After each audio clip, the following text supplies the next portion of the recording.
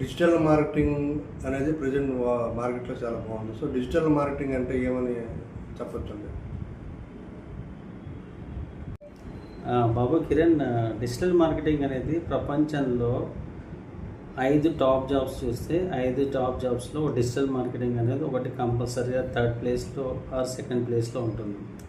So ఇప్పుడు people అంతా ఏమవుతున్నారు, even మన ఇండియాలో కూడా చాలామంది మొబైల్ షాపింగ్కి, తర్వాత ఈవెన్ పీపుల్ మాట్లాడుకునేది పాలిటిక్స్ కానీ ఇవన్నీ మాట్లాడుకునేది కూడా ఎక్కువ మీరు సోషల్ మీడియాలోనే మాట్లాడుతున్నారు. ఈవెన్ పల్లెటూరులో కానీ ఇప్పుడు ఏదైతే మనకు ఇంటర్నెట్ ఎక్కువ అవైలబిలిటీ అనేది వచ్చిన తర్వాత ఆటోమేటిక్గా ఇప్పుడు పల్లెటూరులో కానీ ఎక్కువ మంది కూడా ఏదైనా వస్తువు కావాలంటే వాళ్ళు ఆన్లైన్లోనే సెర్చ్ చేస్తున్నారు. సపోజ్ మనకి ఎక్కడన్నా రోడ్డు మీద చిన్న కాఫీ షాప్ ఉంది, ఆ కాఫీ షాప్ని కూడా వాళ్ళు ఏం చేస్తున్నారంటే ఏ ఇన్స్టాగ్రామ్లోనూ మనం లాస్ట్ ఒక two years back 1 year back ఏదో ఒక చిన్న హోటల్ గురించి బాగా పాపులర్ అయిందని విన్నాం కదా. సో అలానే ఏమవుతుందంటే ఈ ఆన్లైన్ ప్రజెన్స్ సోషల్ మీడియా అంటే డిజిటల్ మార్కెటింగ్ అనేది ఎక్కువ కీ రోల్ ప్లే చేస్తుంది పాలిటిక్స్లో కానీ బిజినెస్లో కానీ అండ్ పీపుల్ లైఫ్ అనేది ఇది ఎక్కువ ఆక్రమిస్తుంది. అంటే మనకు కూడా ఏదైనా చిన్న వస్తువు కావాలంటే ఫస్ట్ మనం ఏం చేస్తున్నాం, ఆన్లైన్లో రేటింగ్ చెక్ చేస్తున్నాం, టీవీస్లో మూవీస్కి కూడా రేటింగ్ అనేది చెక్ చేస్తాం. ఇంకా ఫ్యూచర్లో ఈ ఆన్లైన్ ప్రజెన్స్ అంటే డిజిటల్ మార్కెటింగ్కి ఇంకా ఎక్కువ స్కోప్ ఉండడానికి పాసిబిలిటీస్ ఉంది. సో మీరు ఎడ్యుకేషన్ క్వాలిఫికేషన్ పెద్దగా అవసరం లేదని చెప్పారు, అది ఓకే. సో చాలామందికి దీనివల్ల ఎక్కువ అవకాశాలు ఉంటాయి, చాలా సంతోషం. కానీ దేనికైనా సరే మినిమం రిక్వైర్డ్ స్కిల్స్ అనేది అవసరం. సో డిజిటల్ మార్కెటింగ్ వచ్చేసరికి ఏమైనా మినిమం రిక్వైర్డ్ స్కిల్స్ ఏమైనా నీడ్ ఉందా, అది కొంచెం చెప్పగలరా? ప్రస్తుతానికి అయితే ఈ డిజిటల్ మార్కెటింగ్లో మీకు కెరీర్ వైజ్గా ఒక టైప్ ఆఫ్ ఎలిజిబిలిటీ కూడా లేదు. మనం ఆన్లైన్లో చూసుకుంటే కనుక వితౌట్ ప్రాపర్ నాలెడ్జ్ అంటే ఎడ్యుకేషన్ లేకున్నా కానీ వాళ్ళు ఈవెన్ యూట్యూబ్లో కానీ తర్వాత ఆన్లైన్లో కానీ ఎక్కువ ఈ ఇన్ఫ్లుయెన్సర్గా చలామణి అవుతున్నారు. అంటే మనం ఇక్కడ డిజిటల్ మార్కెటింగ్లో ఫస్ట్ చూడాల్సింది ఏంటంటే కంటెంట్. సో దాని తర్వాత నెక్స్ట్ ఇంకొక ఇంపార్టెంట్ పాయింట్ ఏంటంటే మనము ట్రెండ్ని అర్థం చేసుకొని వెళ్దాం. అంటే ఇప్పుడు ఏ ట్రెండ్ ఫాలో అవుతున్నారో మనం ఆ ట్రెండ్ని ఆ ప్రోడక్ట్ని కానీ ఎక్కువ ప్రమోట్ చేయడం వల్ల మనకు ఈ ఇన్కమ్ సోర్స్ అనేది ఎక్కువ పెరుగుతుంది. అంటే మీరు ఒక కంపెనీలో యాజ్ ఏ ఎంప్లాయీగా వర్క్ చేస్తున్నారు అనుకోండి. సపోజ్ నేను ఒక రియల్ ఎస్టేట్ కంపెనీలో పనిచేస్తున్నాను. సో రియల్ ఎస్టేట్ రంగంలో ఏ పర్టికులర్ కీవర్డ్కి ఎక్కువ ప్రిఫరెన్స్ ఉంది. సపోజ్ ఎక్కువ మంది పీపుల్ ఏం చేస్తున్నారంటే సపోజ్ లింగంపల్లి ఫ్లాట్స్ అనేది ఒక కీవర్డ్ అనేది ఎక్కువ మంది సెర్చ్ చేస్తున్నారు అనుకోండి. సపోజ్ ఆ కీవర్డ్ని మనం ఎక్కువ టార్గెట్ చేస్తే మనకు ఎక్కువ వ్యూస్ కానీ తర్వాత ఎక్కువ బిజినెస్ లీడ్స్ అని కన్వర్ట్ చేయడానికి పాసిబిలిటీస్ ఉంది. అంటే ఈ టైప్ ఆఫ్ అనలిటికల్ పవర్ కానీ అనలిటికల్ నాలెడ్జ్ ఉంటే సరిపోతుంది. అసలు డిజిటల్ మార్కెటింగ్కి నన్ను అడిగితే ఒక ఇంగ్లీష్ రైటింగ్ స్కిల్స్ అంటే మీరు ఒక కంపెనీలో జాబ్ చేయాలనుకుంటే కనుక ఇప్పుడు ఇంగ్లీష్ అనేది ఒక గ్లోబల్ లాంగ్వేజ్.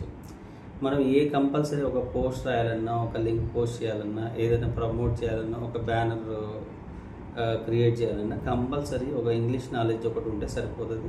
దీనికంటే ముందు కూడా ఎక్కువ డిజైర్ అంటే ఈ పర్టికులర్ డిజిటల్ మార్కెటింగ్ సెక్టర్లో మనము ఈ ట్రెండ్ అండర్స్టాండ్ చేసుకోవడం అనేది పెద్ద ఇంపార్టెంట్. ఎందుకంటే ఈ టెక్నికల్ వరల్డ్లో ఏమవుతుందంటే ఈ సెర్చ్ ఇంజన్ ఇండస్ట్రీలో కానీ తర్వాత మార్కెటింగ్ ఇండస్ట్రీలో వెరీ ఫ్రీక్వెంట్గా అంటే మనం ఒక ఓల్డ్ స్ట్రాటజీ అనేది ఇప్పుడు వర్క్ అవ్వకపోవచ్చు. సో ఆ స్ట్రాటజీని మనం వెరీ ఫ్రీక్వెంట్గా చేంజ్ చేసుకుంటూ వెళ్తే ఈ పర్టికులర్ డిజిటల్ మార్కెటింగ్ ఇండస్ట్రీలో మీకు మంచి ఉద్యోగ అవకాశాలు, వ్యాపార అవకాశాలు ఉండొచ్చు. డిజిటల్ మార్కెటింగ్ వరకు మీరు చెప్పిన దాన్ని బట్టి ఓకే, ఎవరైనా సరే దీని మీద కెరీర్ని బిల్డప్ చేసుకోవచ్చు.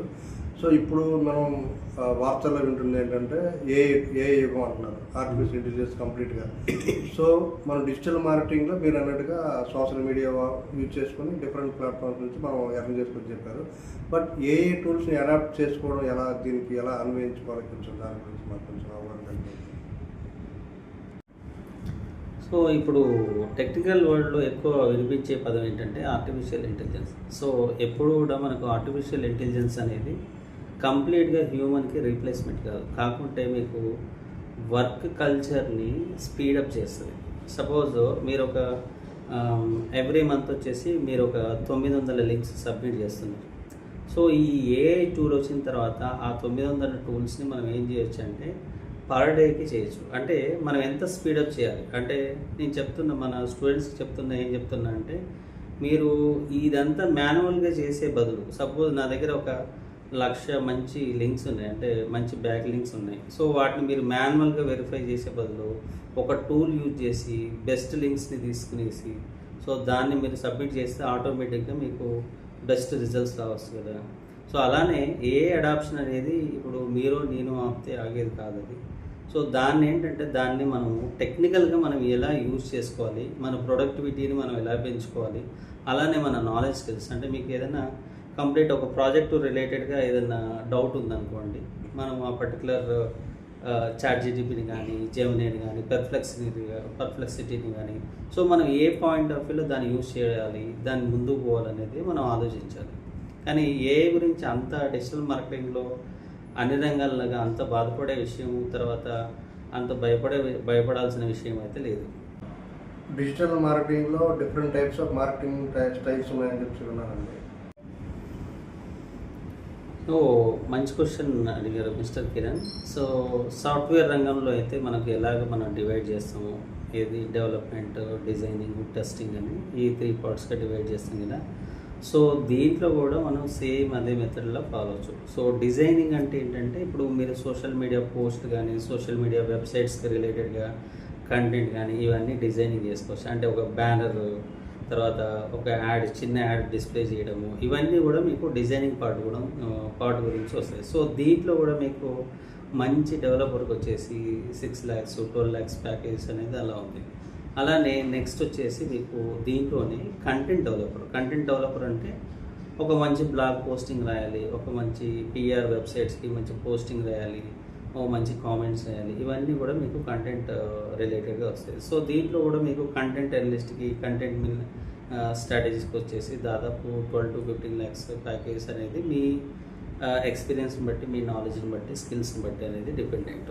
అలానే దీంట్లో వచ్చేసి కంప్లీట్గా మీకు అనలిటిక్స్ మోడ్ కూడా ఉంటుంది. అనలిటిక్స్ మోడ్ అంటే ఏంటంటే మనం ఏ కీవర్డ్కి మనం ఎంత ఖర్చు పెడుతున్నాం, దానివల్ల మనకి ఎంత ఇన్కమ్ వచ్చింది, దాన్ని ఎంత మనకు ఇవి గూగుల్ అనలిటిక్స్ అనేది ఒక ఫ్రీ సర్టిఫికేషన్ అనేది కూడా అవైలబుల్ ఉంది. సో దీంట్లో మీకు ప్యాకేజ్ వచ్చేసి బేసిక్ ప్యాకేజ్ నుంచి మీకు 10 to 15,000 ప్యాకేజ్ నుంచి 20 lakhs ప్యాకేజ్ వరకు అనేది అవైలబుల్ ఉన్నాయి. అలానే మీరు if you want to become a freelancer, అదే మీరు ఏ జావానో, .NET, తర్వాత ఏంటంటే సేల్స్ ఫోర్సో లేకుంటే పైథాన్ అలానే నేర్చుకున్నారనుకోండి, మీకు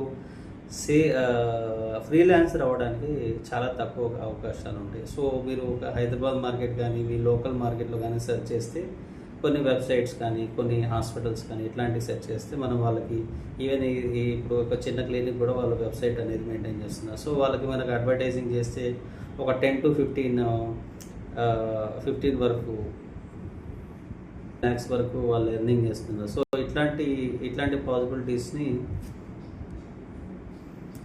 ఇట్లాంటి పాసిబిలిటీస్ని మనము ఆటోమేటిక్గా ఏం చేయొచ్చు అంటే మనం ఎక్కువ ఇన్కమ్ గ్యాదర్ చేసుకోవడానికి పాసిబిలిటీ. మీరు ఎక్కడ ఉన్నా సరే, మీరు ఈవెన్ సమ్ పీపుల్, కొంతమంది నా స్టూడెంట్స్ ఏంటంటే వాళ్ళు రాజమండ్రిలో కూడా వర్క్ చేస్తున్నారు. సో అక్కడ వెబ్సైట్స్ని, అక్కడ ప్రమోషన్స్, తర్వాత ఇన్స్టాగ్రామ్ ప్రమోషన్స్, ఇన్ఫ్లుయెన్స్ ప్రమోషన్, కొంతమంది ఏంటంటే ఆఫ్లైన్ మోడ్లో వర్క్ చేస్తున్నారు. ఆఫ్లైన్ మోడ్ అంటే వాళ్ళు వర్క్ ఫ్రమ్ హోమ్ అలా చేస్తున్నారు, కొన్ని టాప్ కంపెనీస్లో వర్క్ చేస్తున్నారు. ఇలా మీకు ఆపర్చునిటీస్ అనేది